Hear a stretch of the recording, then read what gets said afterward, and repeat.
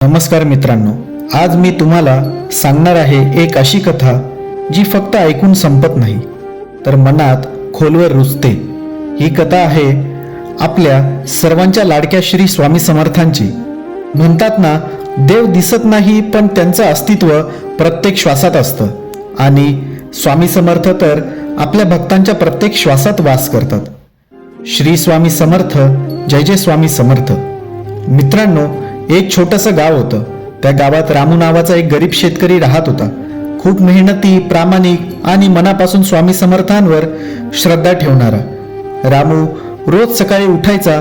घरात काहीच नसायचं तरी तो स्वामींचा फोटो समोर ठेवून म्हणायचा, स्वामी, आजही तुमच्यावरच भरोसा आहे। कधी पीक चांगलं व्हायचं, कधी सगळं जळून जायचं, पण रामू कधीही स्वामींवर रागवला नाही। पण एक वर्ष असं आलं की सगळं संपलं। पाऊसच पडला नाही, शेत कोरडं पडलं, घरात अन्न नाही, पाणी नाही, कर्ज वाढत चाललं।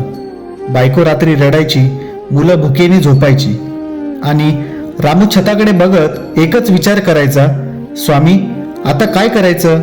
एक दिवस कर्जदारांनी दार ठोठावलं। आज नाही पैसे दिले तर घर जप्त करू। रामू पूर्णपणे कोसळला। त्या रात्री तो काही न खाता निघून गेला, थेट अक्कलकोटला, स्वामी समर्थांच्या चरणी। तो मंदिरात गेला, स्वामींच्या मूर्तीसमोर बसला आणि जोरजोरात रडू लागला। तो म्हणाला, स्वामी, मी आयुष्यभर तुमच्यावर विश्वास ठेवला, कधी तक्रार केली नाही, पण आज माझी मुलं उपाशी आहेत, माझी बायको रडते आहे आणि मी काहीच करू शकत नाही। स्वामी, आज जर तुम्ही मदत केली नाहीस तर उद्याचा सूर्य मी पाहणार नाही। स्वामी समर्थ ते सगळं शांतपणे ऐकत होते। क्षणभर त्यांनी डोळे उघडले आणि म्हणाले, जा, डोंगराच्या पायथ्याशी जा, जिथे काटेरी झुडूप आहे, तिथे माती खण। रामू काहीही न बोलता निघून गेला। डोळ्यात पाणी आलं आणि मनात विश्वास।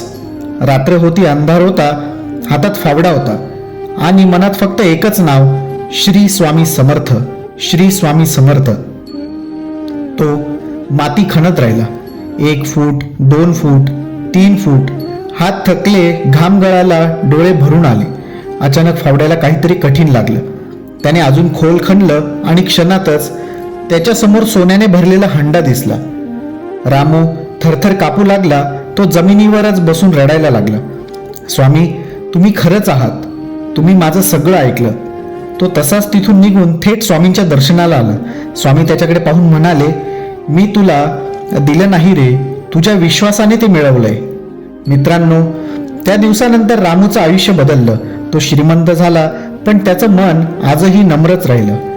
तो आजही म्हणतो, संपत्ती सोन्यात नाही तर स्वामींच्या चरणात आहे।